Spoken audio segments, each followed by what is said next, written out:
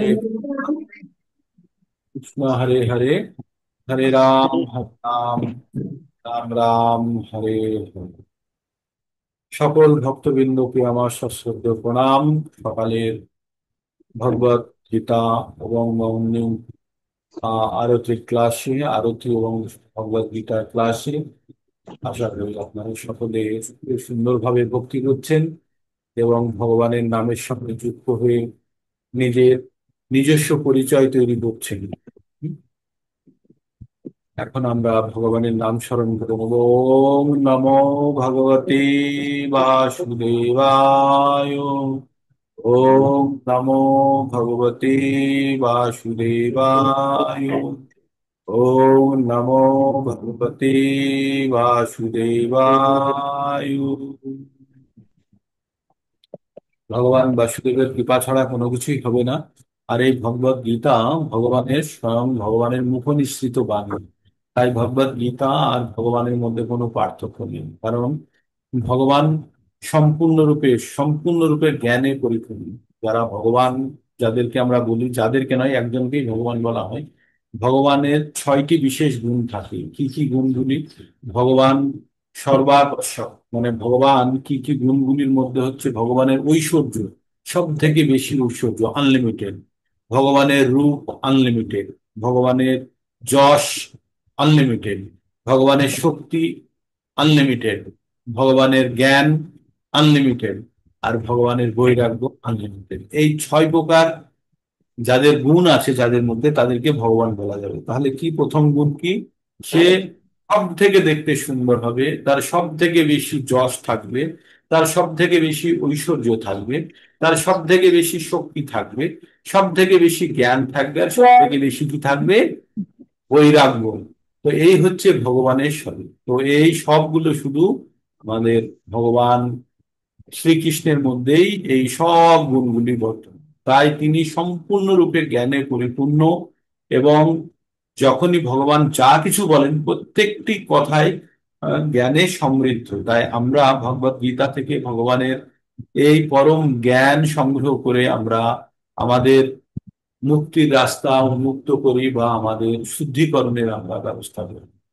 তাই ভগবানের কথা যখন আমরা শুনবো বা পঠন করব, তখন সম্পূর্ণরূপে এই মনের মধ্যে শ্রদ্ধা এবং বিশ্বাস রেখে যে ঈশ্বরঃ পরম কৃষ্ণ সচ্চিদানন্দ বিগ্রহ অনাদিরাদি গোবিন্দ সর্ব কারণ কারণম। গোবিন্দ বাসুদেব, যে দেবকী নন্দন বাসুদেব, তিনি গোবিন্দ, সকলকে তিনি আনন্দ দেন এবং তিনি সর্বকারণের কারণ। তিনি অনাদির আদি। অনাদি মানে হচ্ছে আদির আগে যে, তাকে বলা হয় অনাদি। আর তারও আগে যে আছেন, তার আগে থেকে যিনি সৃষ্টি হয়েছেন, তার নাম হচ্ছে গোবিন্দ। তাই অনাদির আদি গোবিন্দ। আর কি তার বৈশিষ্ট্য? কি? সর্বকারণ কারণম। আমরা বারবার পড়েছি, যখন জগৎ চলে তখন ভগবানের নির্দেশে চলে। আর ভগবান যখন যখন মহাপ্রলয় হয়ে জগৎ সংসার নষ্ট হয়ে যায়, তখন সমস্ত জীব ভগবানের কাছে আশ্রয় নেয়। তো আমরা ভগবত গীতা থেকে আমরা কি জানতে পারি? আমরা ভগবত গীতা থেকে 5টি বিষয় সম্বন্ধে জানতে পারি। 5টি বিষয় কি? ঈশ্বর, জীব, প্রকৃতি, সময় বা কাল, আর পঞ্চম বিষয়টি হচ্ছে কর্ম। আর এই কর্ম ছাড়া বাকি 4টি বিষয় বর্তমানে আমাদের সকলের এক। এই 4টি বিষয় এক হওয়া সত্ত্বেও আমরা ভিন্ন ভিন্ন কেন? আমরা ভিন্ন ভিন্ন কেন? কারণ আমরা ভিন্ন ভিন্ন এই শরীররূপী পোশাক পরে আছি। শরীররূপী পোশাক মানে মানে আমরা প্রত্যেকের, আমাদের পরিচয় কি? আমাদের পরিচয় হচ্ছে আমরা প্রত্যেকে আত্মা। আর এই আত্মা খালি থাকতে পারে না, আত্মার একটি শরীর প্রয়োজন। কেমন শরীর প্রয়োজন? আত্মার মধ্যে যে ইচ্ছার স্তূপগুলো আছে, সেই ইচ্ছাগুলোকে পূরণ করার জন্য একটি শরীরের প্রয়োজন। আর এই শরীরটি পূর্ববর্তী জীবন ত্যাগ করার সময়, পূর্ববর্তী জীবনে যখন আমরা দেহ ত্যাগ করি, তখন আমাদের মনের মধ্যে সঞ্চিত যে সমস্ত ইচ্ছাগুলো ছিল, সেই ইচ্ছাগুলোকে পূরণ করানোর জন্য এই বর্তমানের জীবন আমরা প্রাপ্ত করছি। তার মানে আমরা এখান থেকে কি বুঝলাম? যে পূর্ববর্তী জীবনের ইচ্ছার কারণে আমাদের এই জীবনে এই রকম জীবন প্রাপ্ত করেছে। তবে শুধু ইচ্ছা হলেই হবে না, সেই ইচ্ছাকে সমর্থন করার জন্য যথেষ্ট পরিমাণে আমাদের কাছে কি থাকতে হবে? আমাদের কাছে কর্ম বা পুণ্য সঞ্চয় থাকতে হবে। তবেই কিন্তু আমরা এই আমাদের ইচ্ছা পূরণ করাতে পারবো। যেমনটি আপনার এখন ইচ্ছা হয়েছে একটি কোনো বড় শপিং মলে ঢুকে বা কোনো একটি সোনার দোকানে ঢুকে একটা মোটা গলার চেন কিনবেন 10 ভরি।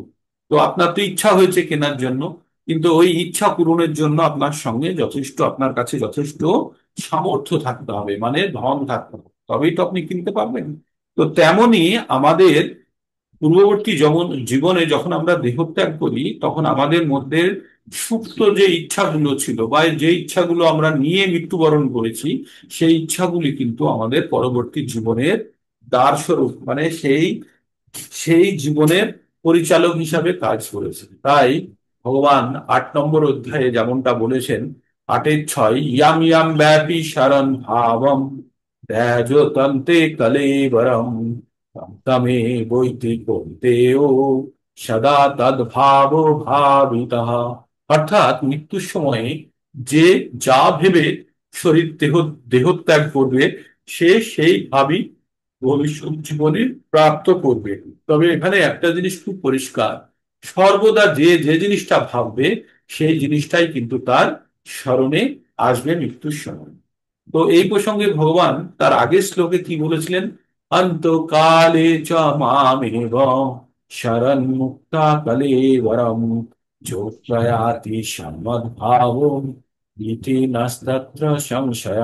ভগবান বলেছেন যে মৃত্যুকালে যে ভগবানকে স্মরণ করে দেহত্যাগ করবে, সে যে চলে গেলেন, মানে দেহত্যাগ করে যে চলে গেলেন, কে চলে গেলেন? আত্মা। সে কি ভাব পাবেন? তিনি ঈশ্বরেরই ভাব পাবেন এবং ঈশ্বরের কাছে তিনি আশ্রয় পাবেন। তো প্রথমে কি বললেন? প্রথমে বললেন যে ঈশ্বরকে স্মরণ করে দেহত্যাগ করবে সে ঈশ্বর পাবে, আর যে অন্য কিছু স্মরণ করে দেহত্যাগ করবে সে সেই জিনিসটা প্রাপ্ত করবে। তো আমরা যারা প্রত্যেকে মৃত্যুবরণ করেছি আগের জীবনে, সবাই আমরা কিন্তু এই সমস্ত জীবন চাই ভেবেই আমরা মৃত্যুবরণ করেছি। তাই বর্তমান জীবনের জন্য আমরা কোনো অবস্থাতে কাউকে দোষ দিতে পারবো না। এটা আমাদের চাওয়া ছিল। আপনি যদি বাজারে গিয়ে 2 কেজি চাল কেনেন, তাহলে কি আপনি বলতে পারবেন বাড়িতে এসে যে আমাকে দোকানদার চাল দিল না, আমাকে চাল দিয়েছে ডাল দিল না কেন? কারণ আমি ডাল চাইনি, তো আমি তো শুধু চাল চেয়েছি, তাই না? তো তেমনি আমরা ভগবানেরকে, আমরা মৃত্যুর সময়ে যে যে জিনিসগুলো আমরা স্মরণ করে দেহত্যাগ করেছি, সেই সমস্ত জিনিসগুলো নিয়ে বর্তমান জীবনে আমরা এসেছি। তাহলে আপনারা ভেবে দেখুন যে আমাদের কি করণীয়। আবার কি আপনারা এরকম কষ্টের জীবন চান? পৃথিবীর নাম কি ভগবান বলেছেন? বলেছেন যে অব্রহ্ম 8-16, অব্রহ্ম ভুবন লোকা পুনরাবর্তী না অর্জুনা মামুপেতু তু কৌন্তেয় পুনর্জন্ম না বিদ্যতে। তো ভুবন লোক থেকে ব্রহ্মলোক পর্যন্ত যে জগৎ সংসারী আছে, প্রত্যেকটা জায়গাতে মৃত্যু আছে। আর সেখান থেকে প্রত্যেককে এই জগৎ সংসারে, এই ভূমর্তে ফিরে আসতে হবে। কিন্তু কিন্তু তার আগে কি বলেছেন ভগবান? বলছে মাম উপেতু পুনর্জন্ম খালায়াম অশাশ্বতম নাপ্নুবন্তি মহাত্মান স্বয়ং সিদ্ধিম পরণাম গতা। ভগবান কি বললেন? যে আমাকে যদি কেউ পেয়ে যায়, মানে ভগবানকে যদি কেউ পেয়ে যায়, তাহলে কিন্তু আর এই দুঃখালয়ম অশাশ্বতমে, এই পৃথিবীর নাম কি? দুঃখালয়ম। দুঃখালয় মানে দুঃখের আলয়, আলয় মানে হচ্ছে গৃহ। তাহলে দুঃখের গৃহে আর পুনরায় ফিরে আসতে হবে না। দুঃখালয়ম অশাশ্বতম। কেউ যদি এখানে অ্যাডজাস্ট করেও ভাবে যে আমার পায়ে ব্যথা, আমি একটু ওষুধ খেয়ে আমি কোন রকমে বেঁচে থাকবো। দেখুন, আমরা যখন বৃদ্ধ হয়ে যাই, তখন আমাদের কি করা হয়? আমরা জরাগ্রস্ত হয়ে যাই, তখন আমাদেরকে হসপিটালে ভর্তি করা হয়। হসপিটালে স্যালাইন দেওয়া হয়, অপারেশন করা হয়, অনেক কিছু দেওয়া হয়, অক্সিজেন দেওয়া হয়। তবু আমরা চাই যে আরো কিছুদিন যদি বেঁচে থাকতে পারি, তাই না? কিন্তু হবে না। কষ্ট করে চাইলেও হবে না, কারণ পৃথিবীর নাম দুঃখালয়ম অশাশ্বতম। তো এই রকম কষ্ট, এইরকম দুঃখ আমরা কিন্তু ভোগ করছি। আমরা প্রতিবার এই দুঃখ কষ্টের মধ্যে দিয়ে যাচ্ছি। যাদের জন্ম হয়েছে তাদের মৃত্যু হবে, আর যাদের মৃত্যু হয়েছে তাদের জন্ম হবে। তাই ভগবান কি বলেছেন 2:27, জাতস্য হি ধ্রুব মৃত্যু ধ্রুবং জন্ম মৃতস্য চ তস্মাদপরিহার্থায় না নাত্তং শোচিতু আরহসি।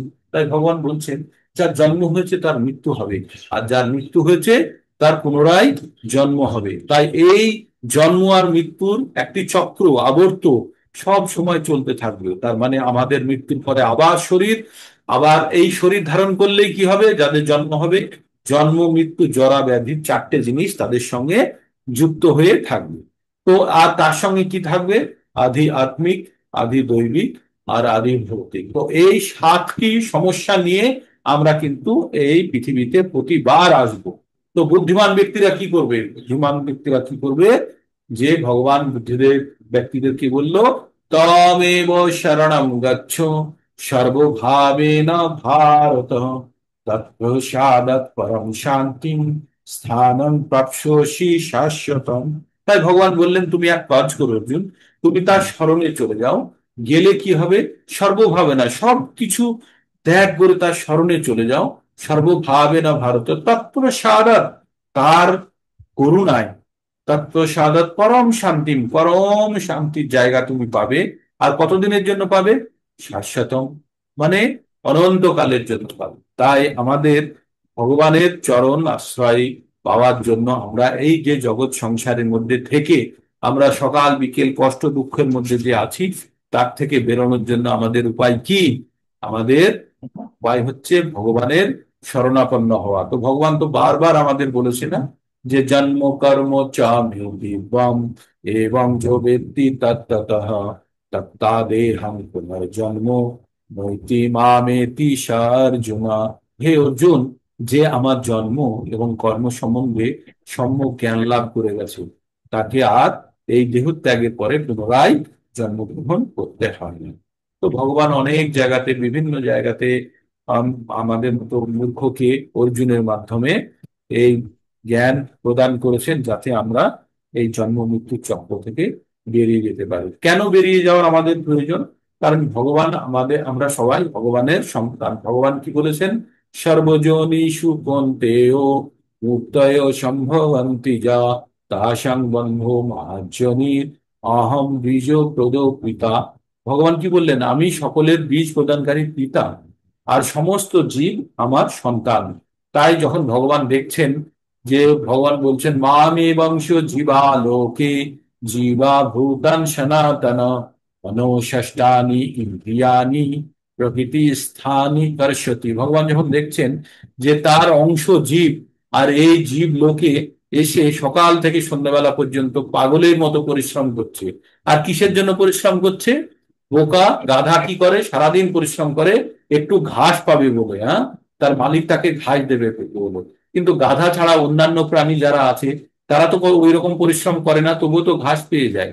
কিন্তু আমরা ভাবছি যে পরিশ্রম না করলে বুঝি আমরা, অনেক পরিশ্রম অনেক সঞ্চয় না করলে আমরা কিন্তু আহ ভালোভাবে বাঁচতে পারবো না। তাই ভগবান কি বলছেন, মনোষষ্টানি ইন্দ্রিয়ানি প্রকৃতি স্থানী কর্ষতি। তাই আমরা কি করছি, মন আর আর বাকি পাঁচটি মিলে টোটাল ছটি ইন্দ্রিয়কে সন্তুষ্ট করার জন্য সকাল থেকে সন্ধ্যাবেলা পর্যন্ত আমরা কিন্তু কঠোর পরিশ্রম করছি। তাই হয়ে গেছে আমাদের নেচার। তাই আমাদের এই ধরনের কষ্টের দুনিয়া থেকে বেরোতে হলে আমাদের কি করতে হবে, আমাদের প্রকৃত জ্ঞান লাভ করতে হবে। আমরা কখন জানতে পারবো যে আমাদের কি করা উচিত, যখন আমরা প্রকৃত জ্ঞান লাভ করবো। আর জ্ঞান কোথায় আছে, এই ভগবত গীতার মধ্যে নিহিত আছে। তাই ভগবান যখন পরম গুহ্য জ্ঞান, যখন পরম গোপনীয় জ্ঞান অর্জুনকে দিচ্ছেন, তখন ভগবান কি বললেন, শ্রী ভগবান উবাচ ইদম তু তে গুহ্যতমম প্রবক্ষ্যামোনুষূয়বে জ্ঞানম বিজ্ঞান সহিতং যোজ্ঞাতা মুক্ষসে শুভাৎ। ইদম তু তে গুহ্যতমং প্রবক্ষ্যাম্যনুষূয়বে জ্ঞানং বিজ্ঞান সহিতং যজ্ঞাথা মুক্ষসে শুভাৎ। ভগবান এই কথাগুলো আপনার খুব ভালোভাবে শুনুন। ভগবান কি বললেন, ভগবান বললেন হে অর্জুন, তুমি তোমার মনের মধ্যে কোনো ঈর্ষা রাখো না, তুমি আমার প্রতি তুমি ঈর্ষা করো না। অনুসুবে মানে হচ্ছে ঈর্ষা করা। তাই তুমি এই পরম বিজ্ঞান, বিজ্ঞান মানে যে জ্ঞানের ব্যবহারিক প্রয়োগ আছে তাকে বলা হয় বিজ্ঞান। এই পরম বিজ্ঞান সমন্বিত গোপনীয় উপদেশ আমি তোমাকে দিচ্ছি। আর এই উপদেশ তুমি গ্রহণ করে তুমি কি করবে? এই দুঃখময় সংসার থেকে তুমি মুক্ত হয়ে যাবে। তো এই কথাগুলো অর্জুনকে বলেছে, কিন্তু অর্জুনকে বললেও প্রত্যক্ষভাবে আমাদেরকে, পরোক্ষভাবে আমাদেরকে বলতে চেয়েছে। কি বলতে চেয়েছে? যে এই পরম জ্ঞান যে অর্জন করবে সে এই দুঃখময় সংসার থেকে সে মুক্ত হয়ে যাবে। আমাদের সংসারটি দুঃখময় কেন? কারণ আমরা সব সময় তিন ধরনের কষ্ট নিয়ে ভুগছি। তিনটে কষ্ট কি কি? আদি ভৌতিক, আদি আত্মিক, আর আদি দৈবিক। এই তিনটে সমস্যা নিয়ে ভুগছি। আর তার সঙ্গে জন্ম, মৃত্যু, জরা, ব্যাধি। যে যত কিছুই যাই করুন, কেউ আপনার বৃদ্ধ অবস্থা আটকাতে পারবেন, কেউ আপনারা অসুস্থ অবস্থা থেকে আটকাতে পারবেন, আর কেউ আমরা মৃত্যু অবস্থা থেকে আটকাতে পারবো না। তো এগুলো আমাদের সঙ্গে হবেই। তাহলে কি করতে হবে? এই সময় আমাদের কাছে যে আছে সেই সময়টার প্রকৃত ব্যবহার করতে হবে। কিভাবে? এই জ্ঞান অর্জন করার পরে সেই জ্ঞানের প্রয়োগ করতে হবে। করে আমাদের কি করতে হবে? এই দুঃখময় সংসারে যাতে পুনরায় জন্মগ্রহণ না করতে হয় তার ব্যবস্থা করার জন্য এই পরম জ্ঞান দিচ্ছে। এই পরম জ্ঞান সকলে গ্রহণ করতে পারবে না, সকলের মধ্যে সে মেধা নেই। যাদের অল্প মেধা তারা ভগবত গীতার কাছাকাছি আসতে পারে না, তারা শুনতে পারে না, তাদের ভালো লাগে না। তাই এটার জন্য বুদ্ধি লাগে। সেই বুদ্ধি ভগবানই দেন। ভগবান কি বলেছেন? তেষাং সতত যুক্ত নাম ভজতাং ইতি পূর্বকম দদামি বুদ্ধি যোগম তাম জ্ঞান মায়ু পায়ন্তিতে। বলছে এইভাবে সব সময় যে আমার ভজনায় যুক্ত হয়ে সব সময় আমার ভজনা করছে, আমার সঙ্গে যুক্ত হয়ে, তাকে আমি বুদ্ধি দিই। কি বুদ্ধি দিই? যে বুদ্ধির প্রয়োগ করে সে আমার কাছে চলে আসতে পারে। সেই বুদ্ধি আপনাদেরকে এখন ভগবান তার গ্রন্থের মাধ্যমে দিচ্ছে, পরম বাণীর মাধ্যমে দিচ্ছে। তাহলে আমাদের এই বুদ্ধিকে গ্রহণ করতে হবে। করে কি করতে হবে? আমাদের এই পাপময় জীবন থেকে মুক্ত হয়ে কি করতে হবে? তখন আমাদের কি হবে? ভজনটা দৃঢ়ব্রত হবে। কিভাবে?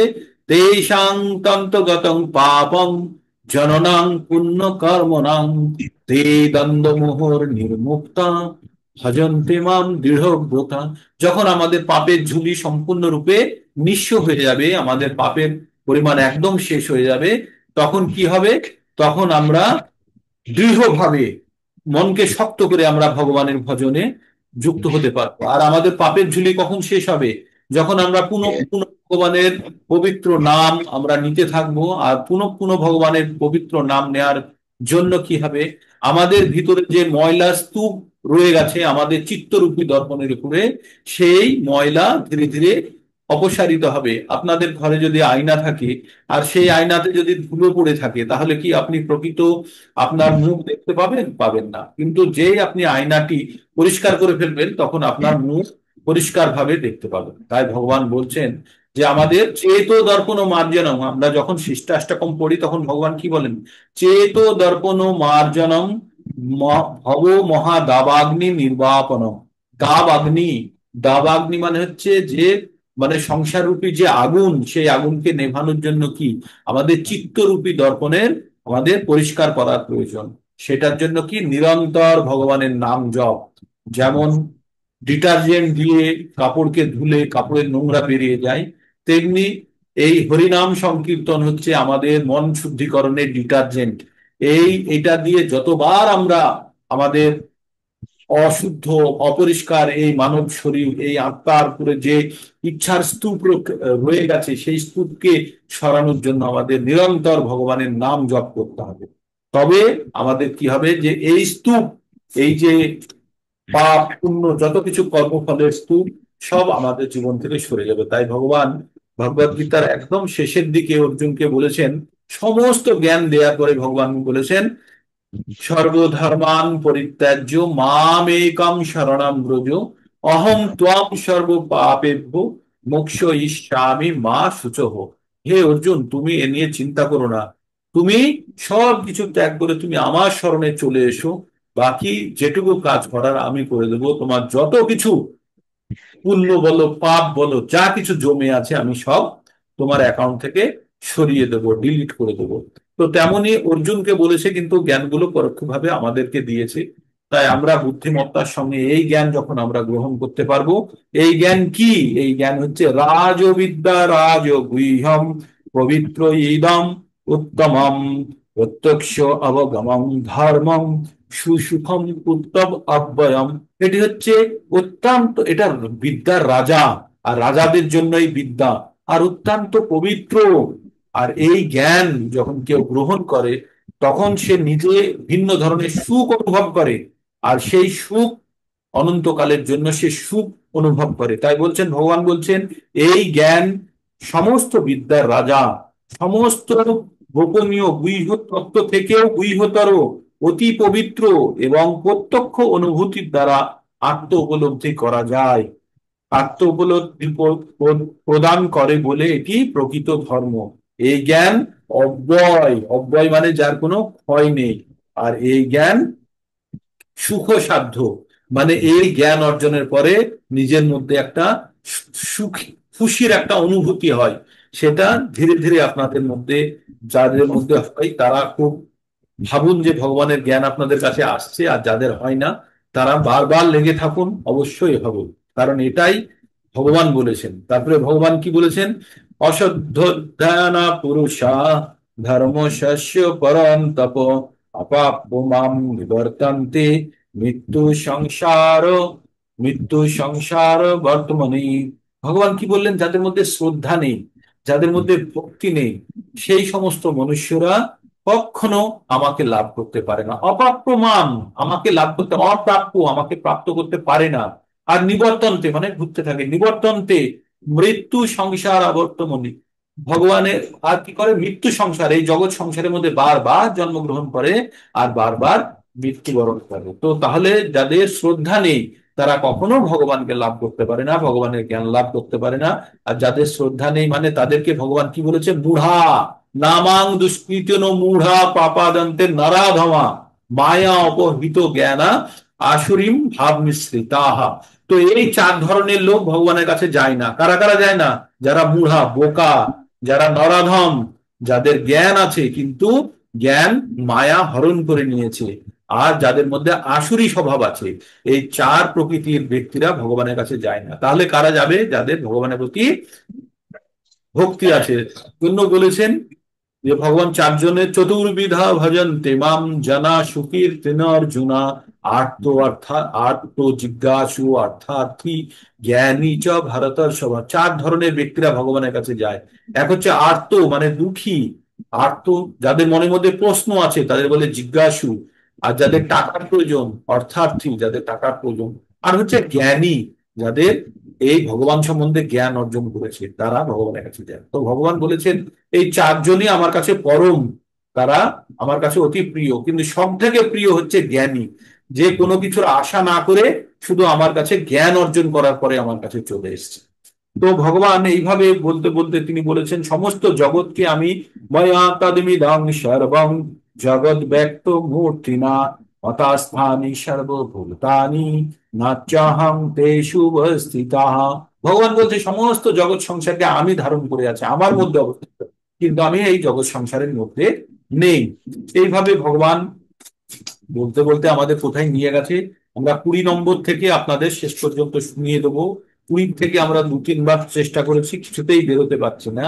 যেহেতু ওই জায়গাটি খুবই গুরুত্বপূর্ণ, সেজন্য আপনাদেরকে এই 9 নম্বর অধ্যায়টা আমি বারবার প্রথম থেকে এবং তার সূচনা থেকে আমি বারবার বলছি। কেন? কারণ এটি ভাগবত গীতা। ভাগবত গীতা বেদের সার হচ্ছে বেদান্ত, বেদের সার হচ্ছে বেদান্ত সূত্র, বেদান্ত সূত্রের ভাষ্য হচ্ছে মহাভারত, মহাভারতের সারমর্ম হচ্ছে ভগবদ গীতা, ভগবদ গীতার সারমর্ম হচ্ছে ভক্তিযোগ, ভক্তিযোগের সারমর্ম হচ্ছে 7, 9 আর 12 নম্বর অধ্যায়। এই 3টে অধ্যায়ের সারমর্ম হচ্ছে 9 নম্বর অধ্যায়, আর 9 নম্বর অধ্যায়ের সারমর্ম হচ্ছে 20 থেকে 34 নম্বর শ্লোক পর্যন্ত। ঠিক এইখানে একদম পুরো জ্ঞান লুকিয়ে আছে, এই জ্ঞান আমাদের অর্জন করতেই হবে। 20 নম্বরে কি বললো?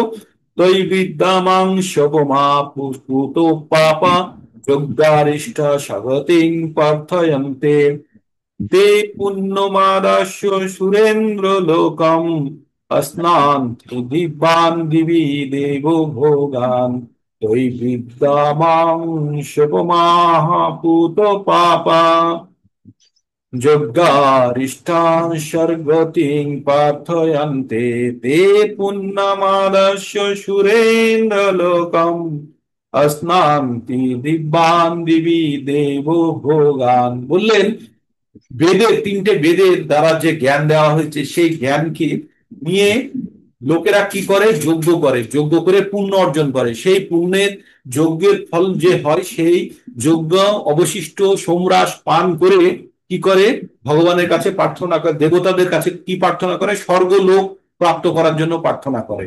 এই যে আমরা দুর্গা পুজো করি, কালী পুজো করি, তখন কেউ আমরা বলি ভগবান আমাকে চরম মুক্তির দিকে দাও, ভগবান বলবে আমি নিজেই মুক্ত নয়, তোদেরকে কি করে দেবো। তাই বলে যে বাকি অন্য কিছু চেয়ে নেই, তাও বলে আমার ছেলের একটা ভালো চাকরি হোক, আমাদের বাড়িটা দোতলা আছে তিনতলা হোক, আমাদের বাড়িতে অসুস্থ আছে ভালো হয়ে যাক। তো এইগুলো কি আমাদের সলিউশন হলো?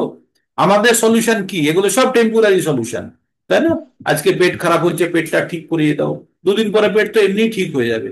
তো এগুলো সলিউশন নয়। সলিউশন হচ্ছে যেন আর কখনোই না হয়, যেন আমাদের আর কখনোই যেন আর পৃথিবীতে। তাই ভগবানের চরণাশ্রয়, যখনই আপনারা কোনো দেব দেবতার কাছে যখনই কিছু চাইবেন, তখন এই জিনিসটা চাইবেন যে যে দেব দেবতাই হোক, যে মা দুর্গা, মা লক্ষ্মী, মা কালী, বা যার কাছে বলবেন আমাকে একটু ভক্তি দাও, যাতে আমি ভগবানের চরণাশ্রয় দিতে পারি, যাতে ভগবানের প্রতি আমার বিশ্বাস সত্যি হয়।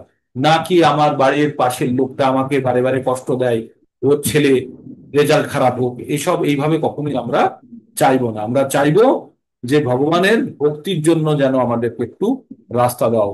মা তারা, মা কালী, মা দুর্গা, যাদেরকে আপনারা পুজো করেন, যাই করেন, আপনারা এটাই চাইবেন যে আমাকে ভগবান ভক্তি দাও, সেটাই আমার নেই।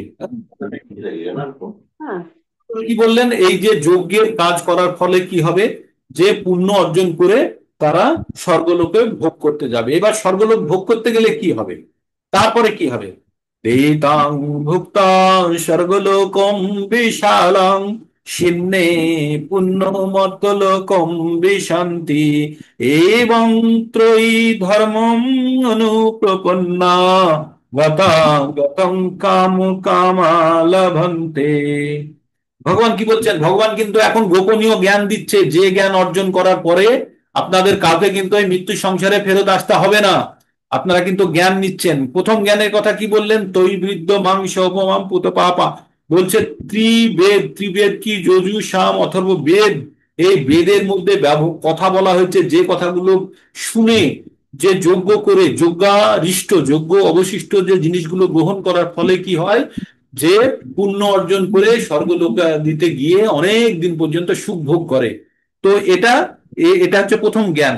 কিন্তু যারা এরকম সুখ ভোগ করে তাদের কি হয়? স্বর্গলোকম বিশালাং, এইরকম পুণ্য স্বর্গলোকে অনেক দিন ধরে ভোগ করে, করে কি হয়? সিন্নে পুণ্য মর্তলোকম বিশান্তি। আর ওই পুণ্য যখন শেষ হয়ে যায়, তখন মর্তলোকে আবার পুনরায় ফিরে আসে, মর্তলোকম বিশান্তি ফিরে আসে। এবং ত্রয়ী ধর্মম অনুপ্রপন্না, আবার কি করে? সেই ত্রিবিধ, তো আগে যেমন করলো ওই রকম আবার কি করবে? যজ্ঞ করবে। যজ্ঞ করে তার অবশিষ্ট গ্রহণ করে আবার পূর্ণ করে আবার স্বর্গলোকে যাবে। গতা গতম কামা কামা লভন্তে, বারবার শুধু এইরকম নিজের কাম ইচ্ছাকে পরিপূর্ণ করার জন্য এইভাবে চলতে থাকবে। তো এটা কি বুদ্ধিমানের কাজ? তো তাই ভগবান কি বললেন 22 নম্বরে বলছেন, অনন্য চিন্তায়ন্ত মাম যে জনা পর্যুপাসতে তেষাং নিত্যভিযুক্তানাম যোগক্ষেমম বহামিহম। ভগবান বললেন যে অনন্য চিত্ত নিয়ে, সব সময় আমার কথা ভেবে, যে সব সময় আমার ভক্তিতে লেগে আছে, তা কি করে? তাকে ভগবান বলছেন যে যার নাই, তার যেটা নেই সেটা আমি প্রদান করি, আর যা আছে সেটা আমি তার রক্ষা করি। তারপরে ভগবান কি বললেন? তাহলে প্রথম থেকে আপনাদের কিন্তু বুঝতে হবে গোপন জ্ঞানটি কি, যে বেদ করে, যজ্ঞ করে, পুণ্য অর্জন করে স্বর্গলোকে গিয়ে স্বর্গলোক থেকে মরে আবার ফেরত এসে বারবার ওই করবেন। এটা হলো 1 নম্বর জ্ঞান। 2 নম্বর জ্ঞানের কথা বলছে, কিন্তু যে সব সময় আমার চিন্তা করে, আমার ভজনা করে, সে কিন্তু তার যা নাই, কি নেই, তার বুদ্ধি নেই, তাকে আমি বুদ্ধি দিই, আর সেই বুদ্ধিতে কি হবে? সে আমার কাছে আসবে। এটা 10 নম্বরের 10 শ্লোকে বলেছে। তেষাং সতত যুক্ত নাম ভজতাং প্রীতি পূর্বকম দদামি বুদ্ধি যোগম তাম যেন মায়ুপায়ন্তিতে। ভগবান কি বললেন, যে এইভাবে সব সময় আমার সঙ্গে যুক্ত হয়ে যে আমার ভজনা করছে তাকে আমি বুদ্ধি দিই, আর সেই বুদ্ধি দিয়ে কি হবে, সে আমার কাছে চলে আসতে পারবে, সেই বুদ্ধিটা দেব। তাই ভগবান এখানে তাই বললেন, অনন্ত চিন্তায় মগ্ন থেকে যে ভগবানের উপাসনা করে সে কি করে, সে সর্বদা তার অপ্রাপ্য বস্তু যেটা নেই সেটা আমি দান করি। কি নেই? জ্ঞান। আর কি আছে, যতখানি সে ভক্তি সংগ্রহ করেছে সেটাও ভগবান সংরক্ষণ করেন। তারপরে কি বলছে, যে পি অন্য দেবতা ভক্তা ভজন্তে শ্রদ্ধায়ান্বিতা তেপি মামেব কন্তেয় যজন্তি অবিধি পূর্বকম। বলছে যারা অন্য দেব দেবতার পুজো করে তারাও কিন্তু আমাকেই পুজো করছে, তারা আমাকেই পুজো করছে, কিন্তু ঠিক বিধিসঙ্গত উপায়ে নয়। পুলিশ, পুলিশের কাজ কি? নিয়ম শৃঙ্খলা বজায় রাখা, তাই না? তো নিয়ম শৃঙ্খলা বজায় রাখতে গিয়ে একটা ট্রাক একটু বেশি চলে এসছে, তো ট্রাকটিকে ভয় দেখালো, ভয় দেখিয়ে কি করলো, বললো তোমার আশা ঠিক হয়নি, অমুক নাই, তোমাকে কেস দিয়ে দেবো, অমুক দেবো বলে ভয় দেখালো, নাম লিখে নিল, আবার 30 টাকা ঘুষও নিয়ে নিল। তো কি করলো, তাতে কি হলো, সে তাকে ভয়ও দেখালো, তাকে এটা করা উচিত না জ্ঞানও দিল, কিন্তু ঘুষও নিল। এটা হচ্ছে অবিধিপূর্বক। করলো, কাজটা করলো, অর্ধেকটা কাজ ঠিক করলো, অর্ধেক কাজটা ঠিক করলো না। তাই আমরা যখন দেব দেবতার পুজো করি তখন আমরা দেব দেবতার কাছ থেকে আমরা তো পাই, কিন্তু যেগুলো চাই সেগুলো আমরা অবিধি পূর্বকম, আর দেব দেবতা যেগুলো দেয় সেগুলো ভগবানেরই দেওয়া। তাই ভগবান বলছে যে যে পি অন্য দেবতা ভক্তা যজন্তে শ্রদ্ধা না, শ্রদ্ধা সহকারেই অন্য দেবতাদের ভক্তি করছে, তেপি মামেব কন্তীয় যজন্তি অবিধ, তারা আমারই ভক্তি করছে কিন্তু অন্য উপায়ে। হ্যাঁ, অন্য উপায়ে মানে ঠিক উপায়ে নয়। তাই ভগবান কি বললেন অর্জুনকে, অহমি সর্বযোগানাম ভোক্তা চ প্রভুরেব চ আতু মামভিজানন্তি তত্ত্বনেতাশ্চবন্তি তে। ভগবান বললেন আমি সবকিছুর ভোক্তা, আমি সকলের প্রভু। যারা অজ্ঞ, যাদের বুদ্ধি কম, তারা এসব জানে না, আর তারা বারবার এই জগৎ সংসারে অধঃপতিত হয়। তারপরে ভগবান কি বললেন, ইয়ান্তি দেব, এবার বললেন দেবতাদের পুজো করলে কি হয়। ইয়ান্তি দেবব্রত দেবান পিত্রান আন্তি পিত্তব্রতা ভূতানিয়াতি ভূতেজ্জা ইয়ান্তি মম যাজিনোপি মাম। ভগবান বললেন যারা দেবতাদের পুজো করে তারা দেবলোকে যায়, যারা পিতা মাতার পুজো করে তারা পিত্তলোকে যায়, আর কি যারা ভূত যক্ষ রাক্ষস ইত্যাদির পুজো করে তারা ভূত লোকে যায়, কিন্তু যারা আমার পুজো করে তারা কোথায় যায়, আমার কাছে আসে। হ্যাঁ, তাই ভগবান বলছেন যে আমার পুজো কিভাবে করবে। তাই ভগবান বলছেন, পত্তম পুষ্পম ফলম তোয়ম যো মে ভক্তা প্রয়োজ্যতি তদহং ভক্ত পরিহিত অস্মামি প্রয়ত মামন। ভগবান কি বললেন, পত্র, ভগবান কিছু চাইছে না, কিছুই চায় না, আমাকে এই পাহাড় দে, সোনার মালা দে, অমুক দে, কিচ্ছু না। ভগবান বলছে আমাকে পত্র, তুলসী পত্র দাও, পুষ্প, ফুল দাও, ফল, সামান্য একটা ফল দাও, আর জল দাও, বাস এতেই যদি কেউ ভক্তি সহকারে যদি আমাকে অর্পণ করে আমি তাতেই সন্তুষ্ট, এবং আমি খুব সাদরে সেটি গ্রহণ করি। তারপরে ভগবান অর্জুনকে বলছে, যৎ করোষি যদৎ মাসি যদৎ সোষি দদাতি যৎ যৎ তপস্যসি কৌন্তেয় তৎ কুরুষ্যু মদার্পণম। বলছে হে অর্জুন, তুমি যা করো, যা তুমি যা অনুষ্ঠান করো, তুমি যা আহার করো, যা হোম করো, যা দান করো, যা তপস্যা করো, সমস্তই আমাকে অর্পণ করো। মানে ভগবান বলছে তুমি যা কিছু করো আমাকে অর্পণ করে কাজটা করো। তুমি যা গ্রহণ করছো, যা দান করছো, যা যজ্ঞ করছো, যা তপস্যা করছো, সব কার জন্য করছো? ভগবানের জন্য করছো। এই কথাটি মনে রেখে তুমি করো, তাহলেই তোমার কি হবে, পরবর্তীতে ভগবান বলছেন, শুভা শুভ ফলের এবং মোক্ষ সে কর্ম বন্ধনে সন্ন্যাস যোগ যুক্তাত্মা বিমুক্ত মাম পশ্যসি। ভগবান বলেন এইভাবে তুমি সমস্ত কিছু কর্ম শুভ অশুভ না মেনে, কাজের কোন রকমের যে কাজই হোক তার তুমি সমস্ত কর্মবন্ধন থেকে মুক্ত হবে, এবং তোমার মন সন্ন্যাস যোগে, আমাদের সন্ন্যাস যোগ মানে সবকিছু বাহ্যিক সবকিছু ত্যাগ করাকে সন্ন্যাস যোগ বলছে, সন্ন্যাস যোগে আমাতে যুক্ত হয়ে তুমি, যুক্ত করে তুমি মুক্ত হবে এবং আমাকে প্রাপ্ত করবে। তো ভগবান পাওয়ার রাস্তার জন্য বারবার শুধু ভগবানের কাছে কিভাবে তার হারানো ছেলেদেরকে পেয়ে যাবে সেই কথা ভগবান বারবার বলে যাচ্ছে। তারপরে ভগবান 29 নম্বর শ্লোকে এবার ভগবান একটু এখান থেকে অন্য কথা বলবো, মানে 29 থেকে 34 পর্যন্ত একটু অন্যরকম কথা আছে। কি আছে? সমহং সর্বভূতেষু নামে দেশস্তি না প্রিয় ये ভজন্তি তুমে ভক্তা ये ভজন্তি তুমাং ভক্তা মই তে তেষু চপ্পয়ম। ভগবান বলছেন আমার কাছে কেউ অপ্রিয় নয়, আমার কাছে কেউ অতি প্রিয় নয়, কিন্তু মানে ভগবান বলছে আমি যদি সূর্য হই, সূর্য কাদেরকে দিই?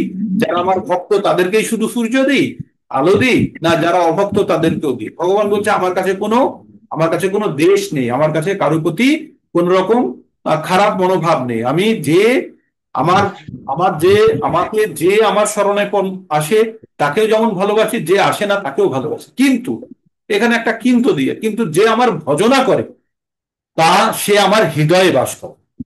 ভগবান তো পরমাত্মা রূপে আমাদের সকলের হৃদয়ে আছেন, কিন্তু তার জন্য স্পেশাল ব্যবস্থা আছে। যে আমার ভজনা করে তার হৃদয়ে আমি বাস করি, আর সেও আমার হৃদয়ে বাস করে না। তারপরে ভগবান বলছেন, এবার বলছেন অতি চেত সুদূরাচার ভজতে মাম অনন্য ভাগ সাধুরেব সমন্তব্য সম্যক ব্যবসিতে হিস। ভগবান বললেন অতি চেত সুদূরাচার, কালকে এখানে ছেড়েছিলাম যে অতি দুরাচারী ব্যক্তিও যদি আমার অনন্য মনে যদি আমার ভজনা করে, তাহলে তাকে আর দুরাচারী জানবে না, তাকে সাধু হিসাবে জানবে, তাকে ভাববে সে সাধু হয়ে গেছে। আর কারণ সে সঠিক পথে চলে এসছে। তার মানে আমাদের অতীত যতই খারাপ হোক, আমরা যদি বর্তমানে এবং ভবিষ্যৎ যদি ভগবানের ভজনায় যদি আমরা দৃঢ়ভাবে নিযুক্ত থাকতে পারি, তাহলে কিন্তু আমাদের উদ্দেশ্য সাধিত হয়ে যাবে। আমাদের অতীত যাই হোক, তাই বলছে অতি চেত সুদূরাচারও, অতি দুরাচার ব্যক্তিও যদি অনন্য মনে যদি ভগবানের ভজনা করে, তাহলে কি হবে? তাকে সাধু বলে জানবে। আর অচিরেই সে কি হবে? তার দৃঢ় সংকল্পের মাধ্যমে সে সঠিক রাস্তার মধ্যে যেহেতু আছে, তাই তাকে সাধু বলে জানবে। তাহলে তার কি হবে? সেই রকম ব্যক্তির কি হবে? ভগবান এবার অর্জুনকে বলছেন ক্ষিপ্রম ভবতি ধর্মাত্মা শাশ্বত শান্তি নিগচ্ছতি বন্তে ওপতি জানিহি নামে ভক্তা পুনশ্যতি। ভগবান বললেন ক্ষিপ্রম মানে ক্ষিপ্ত মানে অতি শীঘ্র, বলো না, ক্ষিপ্রম ভবতি ধর্মাত্মা, সে অতি শীঘ্র সে ধর্মাত্মায় পরিণত হবে। কি হবে? তাকে সে ধর্মাত্মা, আমরা বলি না মহান ধর্মাত্মা, মানে মহান ধর্ম যার আত্মার মধ্যে, আত্মা যার সম্পূর্ণরূপে ধর্মের প্রতি নিবিষ্ট, তাকে বলা হয় ধর্মাত্মা। আর সে কিভাবে শাশ্বত মানে চিরকালের, কিভাবে শান্তিম, সে চিরকাল শান্তি পেয়ে যাবে, শান্তির জায়গা পাবে। পন্থীয় প্রতি জানি, হে অর্জুন তুমি চিল্লে চিল্লে বলো। কি বলবে অর্জুন? নামে ভক্তা পুনশ্যতি, আমার ভক্তর কখনো বিনাশ হয় না। তাই ভগবান কি বললেন? হে অর্জুন তুমি বলো। তো ভগবান নিজে বললেন না কেন? ভগবান ভাবছেন যে নিজে বললে আমি হয়তো মানতেও পারি, না মানতেও, কিন্তু আমার ভক্ত যদি বলে তাহলে আমাকে সেই কথা শুনতেই হবে। তাই ভগবান বারবার বলেছেন যে অহম ভক্ত পরাধীনা অসন্ত অহম ভক্ত পরাধীনা হি অস্বতন্ত্র হে দ্বিজ, হে ব্রাহ্মণগণ তোমরা জানবে যে আমি অস্বতন্ত্র, আমি স্বাধীন নই, আমি ভক্তাধীন। তাই ভক্ত যদি কোনো কিছু বলে সেগুলি আমাকে শুনতেই হবে, তাই আমি সেই কাজ করাবো। তাই অর্জুনকে বলছে হে কুন্তিও তুমি চিল্লিয়ে চিল্লিয়ে বলো যে আমার ভক্তর কখনো পতন হয় না। এই কথাটি কিন্তু 2 নম্বর অধ্যায়ের 40 নম্বর শ্লোকে কিন্তু ভগবান বলেছেন। কি বলেছেন? নেহাভিক্রমণ শাস্তি কর্তব্যেও না বিদ্যাতে স্বল্পমুপস্য ধর্মস্য প্রয়াতে মহাতো ভয়াত। সামান্য যদি কেউ ভক্তির পথে অগ্রগতি করে থাকে, তার সে সঞ্চয় কখনো নষ্ট হয় না। তাকে মহান ভয়, কি মৃত্যু ভয় থেকে তাকে বাঁচাতে পারে। মৃত্যু ভয় থেকে কে বাঁচাবে?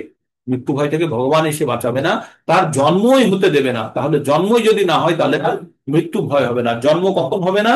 যখন সে ভগবানের আশ্রয়ে যাবে। তাছাড়া প্রত্যেকবার প্রত্যেকটা মানুষ বা প্রত্যেকটা জীবকে জন্মগ্রহণ করতে হবে, যদি না সে ভগবানের আশ্রয় পায়। তারপরে ভগবান কি বলছেন?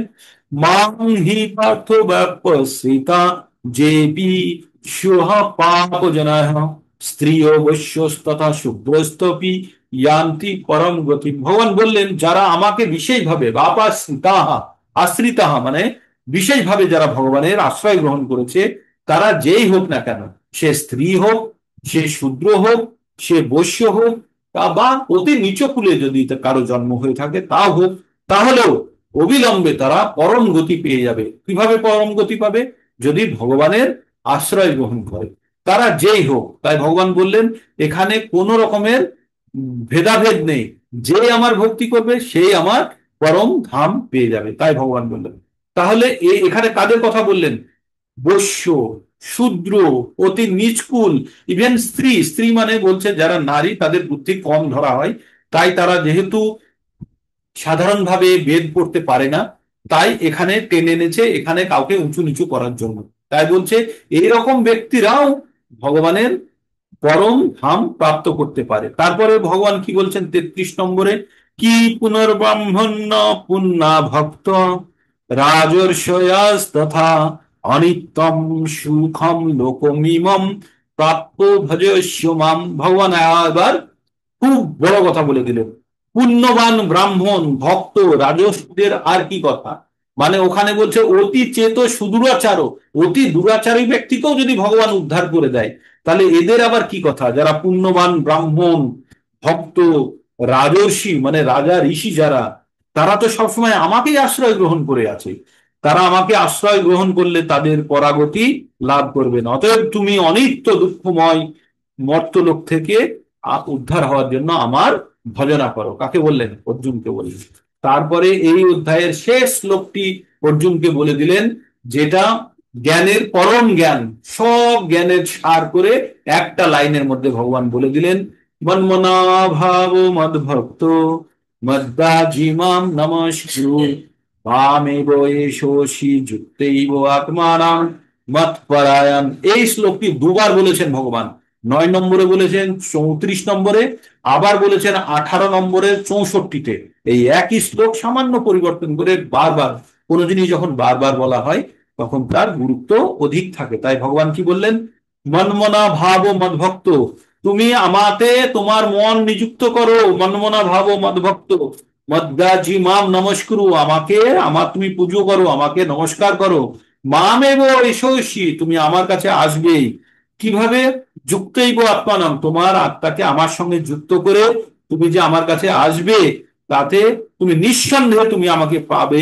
তাতে তাতে কোনো, তুমি যে আমাকে পাবে তাতে কোনো সন্দেহ নেই। তাই বলছে তোমার মনকে আমার ভাবনায় নিযুক্ত করো, আমার ভক্ত হও, আমার পুজো করো, আমাকে প্রণাম করো। এইভাবে আমাতে উৎসর্গীকৃত হয়ে সম্পূর্ণরূপে আমাতে অভিনিবিষ্ট হলে নিঃসন্দেহে তুমি আমাকে লাভ করবে। তো ভগবদ গীতার পরম জ্ঞান হচ্ছে এই শ্লোকটি। সবকিছুর মধ্যে আমি কালকে বা এইটা বলার সময় শেষে কেন বললাম, কারণ প্রথমেই সবাই পড়ে ভাববে এর মধ্যে আর কি আছে, কিন্তু এই চ্যাপ্টার পরম জ্ঞানের মধ্যে সব থেকে গোপনীয় জ্ঞান হচ্ছে ভগবানের পুজো করো, ভগবানের ভক্ত হও, ভগবানকে নমস্কার করো, ভগবানের সম্পূর্ণরূপে নিজেকে নিবেশিত করো, তাহলে যে ভগবানকে পাবে তাতে কোনো সন্দেহ নেই। তাহলে এই কথাটা তো অর্জুনকে প্রথমেই বলে দিতে পারতো, তো প্রথমেই প্রথমে শুরুতেই বলে দিত তুই আমার ভক্ত হো, তুই। অর্জুন কি শুনতো না? কারণ তাকে আগে পিছের সমস্ত কাহিনী বলা হয়েছে, বলার পরে এই পরম জ্ঞান দিল। এই জ্ঞানের আরো এই এই যে ভক্তি মার্গের এই যে জ্ঞান দেওয়ার পরে অর্জুন হজম করতে পারবে না, সেই জন্য আবার 10 নম্বরে আরো কিছু জ্ঞান দিয়ে এইটাকে ওকে স্থিত করবে। তো এই হলো আমাদের 9 নম্বর অধ্যায়ের পরিসমাপ্তি। আপনারা বারবার এই অধ্যায়কে পড়বেন। ভগবান কি বলেছেন? এই পরম জ্ঞান যারা শ্রবণ করে এবং যারা গ্রহণ করে, তারা জন্ম মৃত্যুর চক্র থেকে বেরিয়ে যাবে। আপনারা প্রত্যেকে এই চ্যাপ্টারটি কয়েকবার শুনে ফেলেছেন। আমি মানে খুব দৃঢ় ভাবে আমি বলতে পারি, আপনারা যদি এই জ্ঞানের ব্যবহার করেন, প্রত্যেকে এই জন্ম মৃত্যুর চক্র থেকে আপনারা মুক্ত হবেন। এর বাইরে, এটা ভগবানের কথা, আমার কথা নয়। আমি এই কথাটি আপনাদেরকে ছোট করে বললাম যে এই জন্ম মৃত্যু চক্র থেকে, এই যে আমাদের মানে জন্ম মৃত্যু, জরা ব্যাধি, আদি ভৌতিক, আদি দৈবিক আর আধ্যাত্মিক, এই 7 ধরনের সমস্যার মুক্তির ঔষধ, মহা ঔষধি কি? মন্মনা ভাব মদভক্ত মদ্দাজিমাম নমস্কুরু মামেব এষোষি যুক্তৈব আত্মানাং মৎপরায়ণঃ। আর এই শ্লোকটি 18 নম্বরে কি বলছে? মন্মনা ভাব মদ্ভক্ত মদ্দাজিমাম নমস্কুরু মামেব এষসি সত্যম তে প্রতি জানি প্রিয় সীমে। ভগবান কি বলছেন জানেন ওখানে? শুনলে আশ্চর্য হবেন। ভগবান বলছে আমি প্রতিজ্ঞা করছি, মানে ভগবান গ্যারান্টি দিচ্ছে যে তুমি আমার ভক্ত, তুমি আমার কাছে আসবে, তাতে কোনো সন্দেহ নেই। আমি তোমাকে, তুমি আমার অত্যন্ত প্রিয় সখা, তাই তোমাকে আমি এই কথাগুলো বললাম। আর আমি তোমাকে গ্যারান্টি দিচ্ছি, আমি প্রতিজ্ঞা করছি যে তুমি আমার কাছে ফিরে আসবে। তো এর থেকে ভগবান আর কি গ্যারান্টি দেবে? আর কি চাই আমরা? হ্যাঁ, কোনো জিনিস কিনলে বাজার থেকে একটা গ্যারান্টি কার্ড, ওয়ারেন্টি কার্ড দেয়, 1 বছর চলবে কি চলবে না। ওয়ারেন্টি কার্ড মানে এই নাই যে ওটাকে একটা পাল্টে দেবে বা নতুন দেবে, রিপেয়ারও করে দেবে। ভগবান এখানে গ্যারান্টি দিচ্ছে যে তুমি আমার কাছে আসবে, তাতে কোনো সন্দেহ নেই। তার জন্য কি করতে হবে? 4টে কাজ। মনমনা ভাবো মদ্ভক্ত মদ্দাজিমাম নমস্কুরু মামেরও এষস্বী যুক্তৈব আত্মনাং মত্তনা। আমার সঙ্গে যুক্ত হয়ে তুমি আমাকে পুজো করো, আমাকে নমস্কার করো, আমার ভক্ত হও, আমাকে তুমি সমর্পিত হও। বাস এটাই হচ্ছে ভগবত গীতার জ্ঞান। আমরা ভগবত গীতা লাল কাগজে কাপড়ে বেঁধে তুলে রাখি, ভগবত গীতার এই হচ্ছে জ্ঞান, তুমি ভগবানের ভক্ত হও। বাস এটাই হচ্ছে ভগবান। যারা যত তাড়াতাড়ি বুঝবে তাদের মুক্তি তত তাড়াতাড়ি। আজ এখানে শেষ করব। যাদের কাছে ক্যামেরা অন করতে পারবেন তারা একবার ক্যামেরা অন করুন।